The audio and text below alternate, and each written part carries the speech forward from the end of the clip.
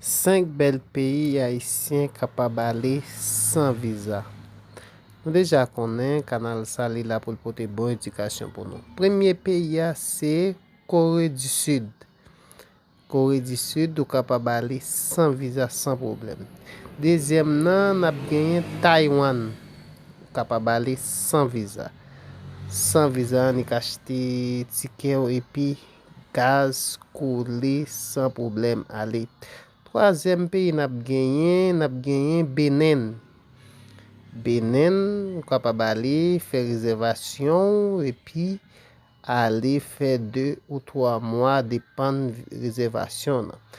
Katriyem peyi nap genyen Egypt. En Egypt, nou kapab ale san viza. Ok? E se selman tiket rezervasyon d'hotel nap cheke epi nale. 5e nan se la Turki. La Turki epi se 5 peyi sa yo nou genyen nou kapab ale san problem, san anken difikilte. Se selman biye d'avyon na panik fe epi gaz koule, nou pa bejwen nan ajans, nou pa bejwen nan anyen.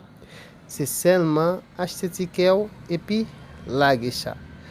Mwen espere wap remen video sa, pa bliye non pa mse Jean Christleria, m toujou pote bon video sou chanel sa, la bon si ou abone ave nou, wap konsa wap ede nou avanse avek chanel la, epi tou mwen menm tou m ap edo avanse, ok? Paske nou pote anpil informasyon pou ou sou internet la, ok? Se de sa nou vive nou menm, ok?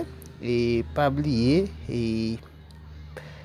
e partaje video sa, nou kompren pou plis moun kawel, ok?